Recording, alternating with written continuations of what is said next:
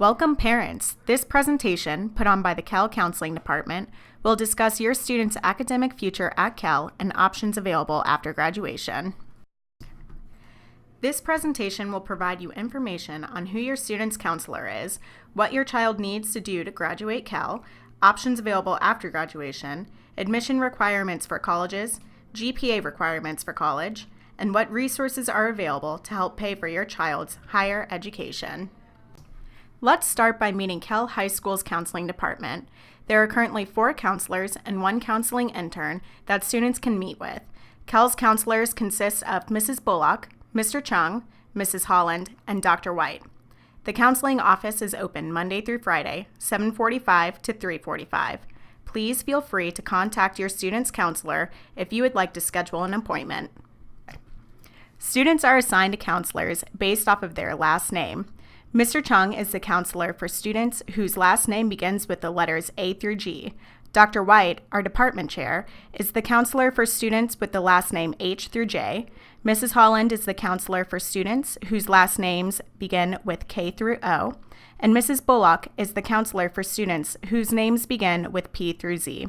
Barbara Rabel is the school registrar, and Ananda Pastrana is the counseling office clerk. Students are able to walk into the counseling department and schedule an appointment with their counselor. Please note, Mrs. Holland is only at KELL Monday through Thursday until 1 in the afternoon. Students are able to talk to their counselor about life at KELL, life after KELL, or life outside of KELL. All Georgia students must have 23 credits to graduate high school. 4 of these credits must be in English, math, science, and electives. Students must have 3 social studies credits, 1 health and personal fitness credit, and 3 credits in career tech, fine arts, or world language. Please be aware that although it is not a requirement to have any world language credits to graduate high school, 4-year colleges and universities require at least 2 credits of the same world language for admission. With KELL's block system, students have the opportunity to earn at most 32 credits during their high school career. In order for 11th grade students to be promoted to the 12th grade, they need 16 total credits. These credits must include 2 credits of English, 2 of math, and 2 science credits. If a student is not promoted to the 12th grade, they will remain in an 11th grade homeroom and be in the 11th grade section of the yearbook.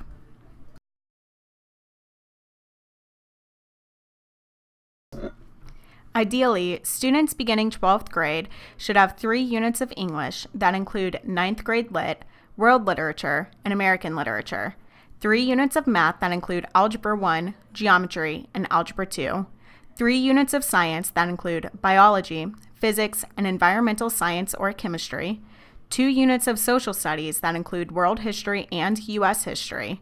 Typically, students will also have credits for electives, health and personal fitness, and career tech, world language, and fine arts. There are plenty of options for students to pursue after graduation. Some options available for your student are entering the workforce, trade school, apprentice programs, joining the military, and attending technical college, 2-year college, or 4-year college.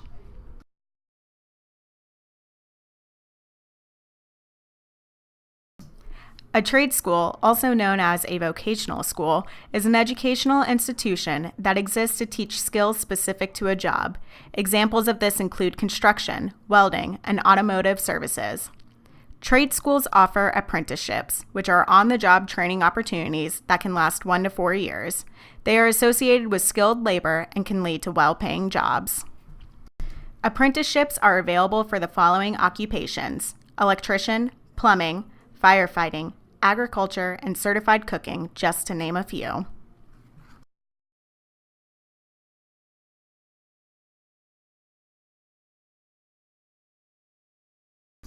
If your student is interested in attending a technical college to earn a certificate or diploma, they must have a high school diploma or GED. Students must take the SAT, ACT, or AccuPlacer test. The AccuPlacer is a placement exam that can be taken in place of the SAT or ACT. Students can qualify for the HOPE grant if they attend a technical college, which will cover approximately 80% of tuition. There is no high school GPA requirement, but students must maintain a 2.0 college GPA to continue receiving the grant. If your student is interested in attending a 2-year college to earn an associate's degree, they must have a high school diploma and a minimum 2.0 GPA in their academic classes. Students who do not have credits in a world language may be able to attend a 2-year college, but they must have math credits through Algebra 2. Students may take the AccuPlacer Placement Test, formerly known as the Compass Placement Test, in place of the SAT or ACT for some 2-year colleges. Students should check with the 2-year college they are interested in attending to be sure they accept the AccuPlacer in place of the SAT and ACT. 4-year colleges set specific requirements for high school GPAs and SAT, ACT scores. Please visit the admission requirements page on the college website your student is interested in attending to see if your child is a viable candidate for that school. 4-year colleges require 2 consecutive credits of a world language, for example, Spanish 1 and 2, or German 2 and 3. 4-year colleges require 4 math units that include a course beyond Algebra 2, such as pre-calculus or advanced mathematical decision-making. Please be aware that some colleges and universities require at least 1 fine art unit for admission. More competitive 4-year colleges look for stronger GPAs and test scores, more AP and honors courses, 2 or more credits in the same world language, and math through at least pre-calculus. These competitive colleges prefer to see well-rounded students who are active in both high school activities and the community. When applying, students may be required to write essays that are an example of writing skill and character of the applicant. Additionally, students may have to submit letters of recommendation from their counselor and teachers. Students should give their counselors and teachers a 2-week period for writing these letters.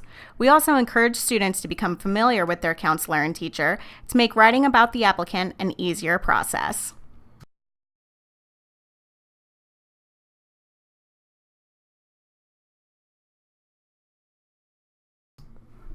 This is an example of what the official KELL transcript looks like. Transcripts show the student's name, address, weighted and unweighted GPA, class rank, attempted and earned credits, and a list of the student's entire course history in high school. Students must come into the counseling office to send their transcripts to the colleges they are applying for. Keep in mind that each official transcript costs $5. Typically, most colleges only look at a student's academic course GPA when considering acceptance into their school. If a student is interested in how colleges calculate GPA, or if they consider weighted or unweighted GPA, the student should contact the college for the correct answer. It is important to note that some colleges may give more or less additional quality points than KELL for honors, AP, or move on when ready courses. For example, UGA and Georgia Tech weigh only AP classes with a 0.5. Other Georgia colleges usually don't weigh at all. Alabama colleges take GPA as reported on the transcript, and South Carolina schools weigh honors and AP the same.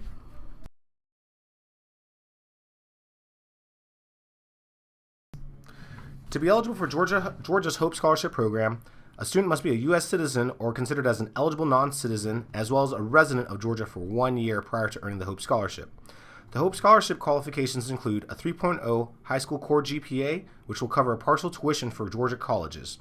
To maintain one's Hope Scholarship, a student must maintain a 3.0 GPA while in college, and they can regain the Hope Scholarship one time if they fall below the quarterly hour checkpoint for the Hope Scholarship. To be eligible for the Zell Miller Scholarship, a student must earn a 3.7 high school core GPA, and this will cover full tuition for Georgia public colleges.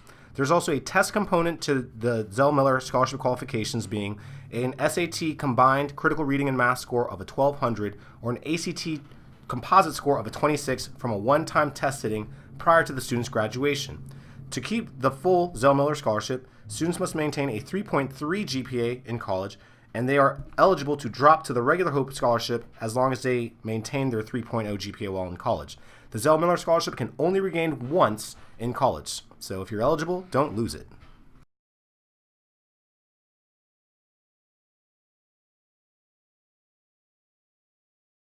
To be eligible for Georgia's Hope Grant Program, A student must be a U.S. citizen or eligible non-citizen, as well as be a resident of Georgia for 1 year prior to receiving the HOPE grant. The HOPE grant does not have an initial GPA requirement and can only be used within the technical college system of Georgia.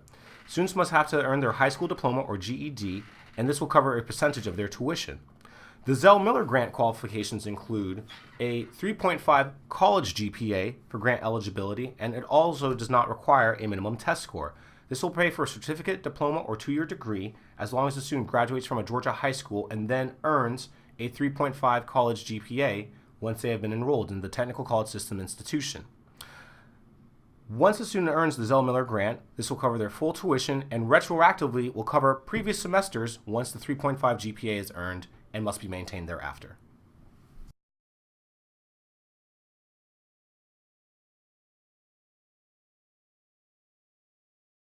A student's HOPE GPA or core GPA is based on all of their core course grades only, which includes math, English, science, social studies, and world language, as well as other AP electives. Honors coursework is not weighted. However, AP courses will receive a half extra bonus quality point up to 4 points. Middle school credit is not included. In order to verify a student's HOPE or core GPA, it is best for the student to register their account at georgiafutures.org, and then they may check their HOPE GPA tab. In order to earn the HOPE Scholarship or Zell Miller Scholarship, students who graduate from an eligible high school must also take and pass 4 courses of rigor that are denoted by the Georgia Student Finance Commission.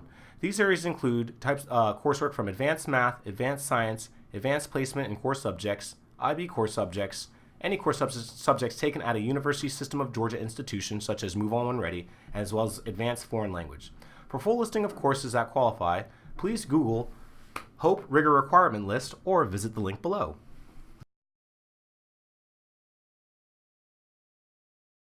Luckily, the KELL high school curriculum is quite rigorous, and there are already classes that are embedded into your curriculum. All students have to take coursework like Algebra 2 and Physics minimally just to meet their graduation requirements. However, other coursework that would meet the HOPE rigor requirement includes classes such as Pre-Calculus, any AP Math course, Chemistry, any Advanced Placement Science course, coursework as well like Spanish 2, Spanish 3, German 2, German 3, Latin 2 and above, AP Psychology, or any other AP Social Studies course. So by the time that y'all graduate, many students have actually gone over their rigor requirement for meeting the HOPE Scholarship standards.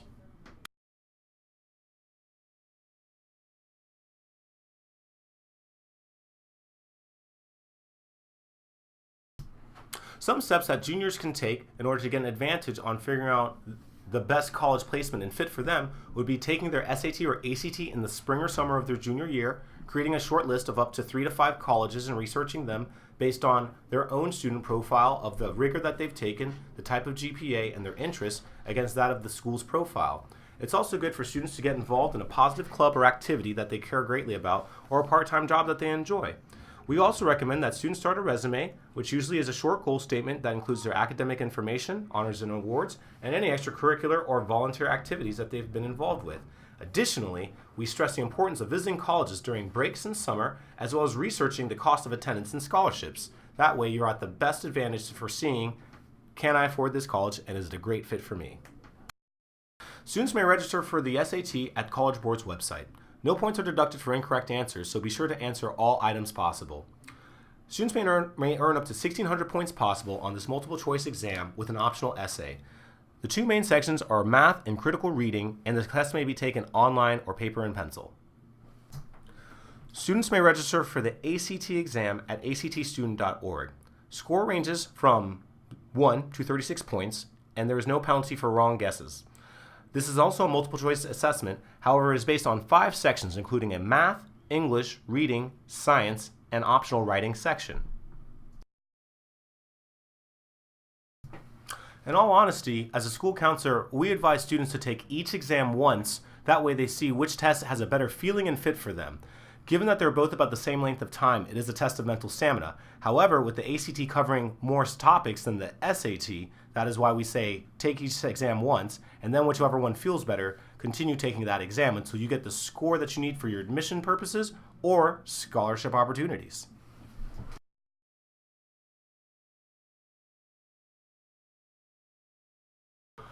For juniors who receive lunch services including free or reduced lunch, they are actually eligible to receive up to 2 test waivers per school year. That can include 2 SAT or 2 ACT fee waivers, or one of each kind. As students go into their senior year, they are also eligible, as long as they're receiving the same lunch services, for up to 4 test waivers, including 2 SAT and 2 ACT fee waivers, including 4 college application fee waivers. A few great websites to navigate the college search process include georgiafutures.org, Big Futures by College Board, careercruising.com, as well as CAPEX. However, these are just a few sample college search engines, as the internet has a slew of different opportunities to take advantage of.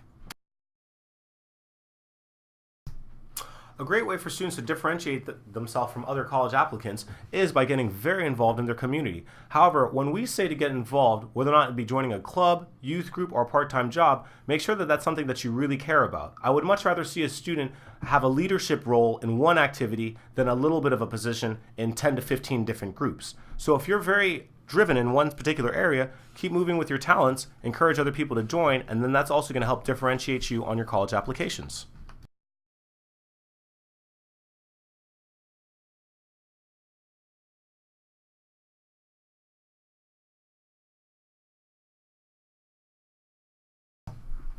Students are also encouraged to form a resume and goals statement in order to have that on deck ready for college applications or any scholarship opportunities during their senior year.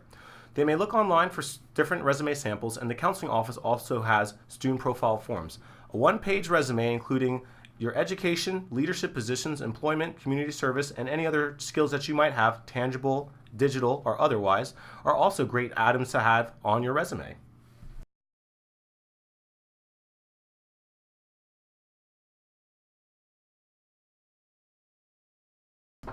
Campus visits are one of the very best ways for students to feel out a college and see if it's a great fit for them. When going on campus visits, we always encourage for students to try to go in the middle of the school day and in the middle of the school week. That way they have a very, very clear opportunity to see what are the life and times and how busy it is on campus. Ask yourself questions like, do people look happy? What's the food like? How is the parking? If I go to a mall, I should want to shop at that mall morning, noon, and night. The same way with my college campus. So if there's something that turns you off about the school when you go on your campus visit, that's okay. That's just let you know what you're not hungry for. So keep on looking and keep visiting. College visits and dates will generally vary under different times, and some colleges will have prospective student days on the weekends when you can come and visit. I would definitely take advantage of that because that'll give you great opportunities to meet and greet with different students, teachers, and other people on the faculty.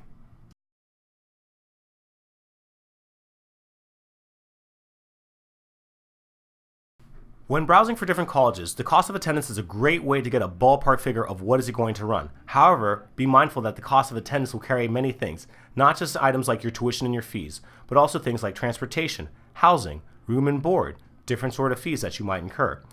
When you look at this list, you can easily see that these different colleges are all at different rates, much like shopping at a grocery store. However, it's all about the ingredients that you need in your actual coursework. One can start out at Georgia Highlands and then transfer over to KSU and then finish off their degree at UGA. However, each year of attendance would be something very, very different. So be mindful about the dollars and cents that it comes to your cost of attendance when looking at different colleges.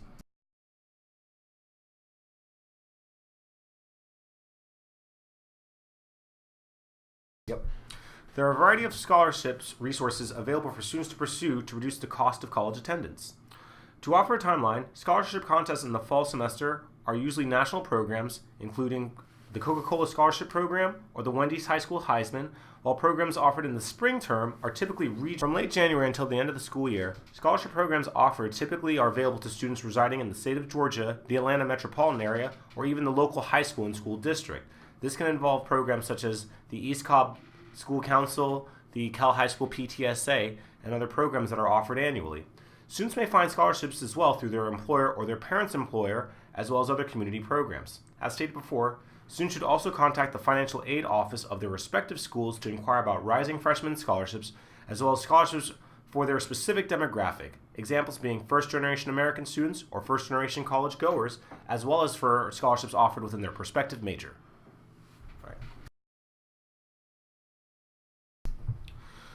Student athletes are encouraged to register with the NCAA Eligibility Center towards the end of their junior year, so college coaches may see their online profile for recruiting purposes. The registration fee is $65 unless the student qualifies for a fee waiver, and can be done online. Additionally, students will need to request for their initial official transcript to be sent in the counseling office and their final high school transcript showing that they have graduated to the NCAA Eligibility Center. Students with any questions are encouraged to stop by the counseling office.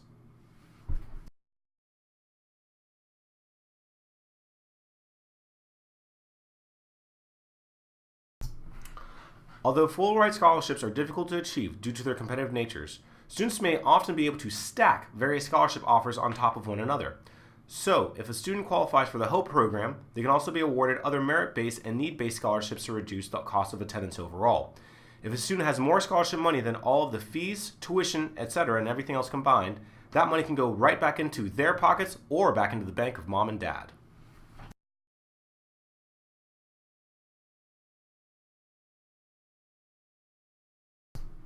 This concludes our Junior Advisement Parent Presentation. However, this is not meant to be a one-and-done meeting. Please continue to reach out and consult with your KELL High School Counseling Department as we are excited to assist you and your students on your endeavors towards graduation. We hope this information has offered some insights, and please let your students know, don't be a stranger, as we cannot help students we do not have the opportunity to see and serve as school counselors.